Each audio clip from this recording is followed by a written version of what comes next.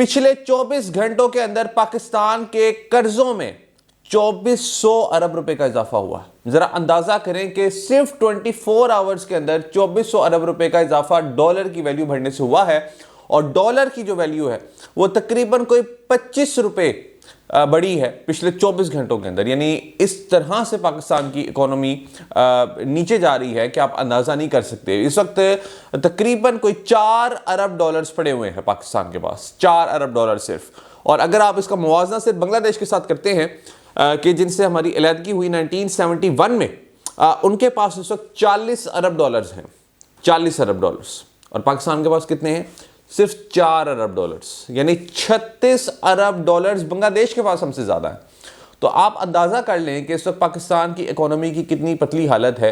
आपकी एलसीज नहीं खुल रही, आपकी इंपोर्ट बंद है, चीनी का बहरान है, आटे का बहरान है, घी का बहरान है, मुर्गियों का बहरान है, अंडों का बहरान है, यानी हर चीज़ का बहरान इस वक्त पाकिस्तान में है। और आप अंदाज़ा नहीं कर सकते कि किस किस जगह पे कितनी कितनी कीमतों में इजाफा हुआ है। और तकरीबन कोई एस्टिमेट लगाया जा रहा है कि 70% के करीब महंगाई मजीद होनी है, यानी 70%। इवन ये तक कहा जा रहा है कि जिन लोगों की आमदनी 50,000 के करीब है उनके लिए सर्वाइवल बड़ा मुश्किल होगा। 50,000 के करीब जिनकी आमदनी है, और ये भी अच्छी खासी एक अमाउंट होती थी 50,000, और अगर ये आमदनी है किसी की तो उसका सर्वाइवल बड़ा मुश्किल है।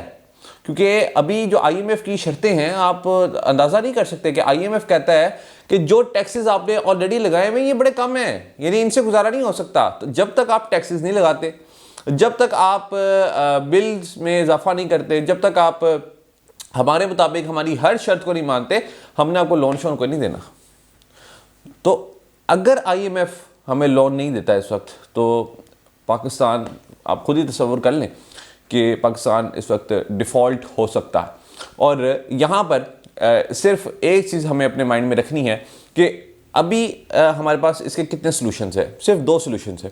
या तो हुकूमत इन हालात को बदल ले, जो कि अभी बहुत मुश्किल लग रहा है, यानी हुकूमत के बस की बात नहीं लग रही है कि हुकूमत इन हालात को बदल लेगी और अचानक से पाकिस्तान की इकोनॉमी बूस्ट करेगी। नहीं, ऐसा नहीं होने वाला अभी।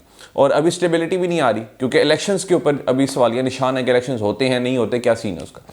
तो दूसरे नंबर पे हमारे पास जो इसका इख्तियार है वो ये है कि हम अपनी आमदनी में किसी न किसी तरह इजाफा करें।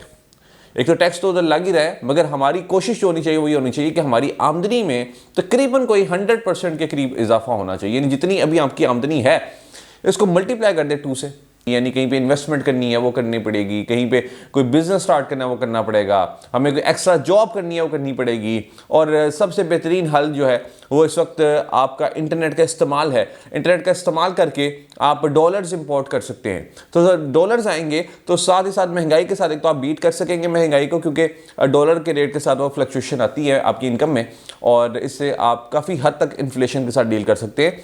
मगर साथ ही साथ अगर ये भी काम अभी आप नहीं कर सकते तो उसके साथ अपनी जो भी आप काम कर रहे हैं वहाँ पे डबल एफर्ट्स करना स्टार्ट कर दें। यानी अगर आपका बिजनेस है तो डबल उसके ऊपर मेहनत करें, अगर आपकी जॉब है तो साथ एक और जॉब ढूंढें, और कुछ ना कुछ ऐसा करें ताकि आप इस महंगाई के साथ डील कर सकें और सर्वाइवल अपना मुमकिन बना सकें। क्योंकि ये हालात ऐसे बन चुके हैं कि अगर हमने इसके साथ डील ना किया तो हम इतने डिस्टर्ब हो सकते हैं कि हम स्ट्रेस फुल सिचुएशंस में हमें खुद नहीं समझ आ रहा होता कि हम क्या करें। तो उससे आपकी अपनी पर्सनल लाइफ भी इफेक्ट हो सकती है, प्रोफेशनल लाइफ भी इफेक्ट हो सकती है, और आपकी फैमिली भी उससे बहुत हद तक मुतासिर होती है। So it's up to you कि आप इन हालात को कैसे मैनेज करते हैं। और साथ ही साथ ये हुकूमत की भी जिम्मेदारी है कि हुकूमत इन हालात से पाकिस्तानियों को निकाले।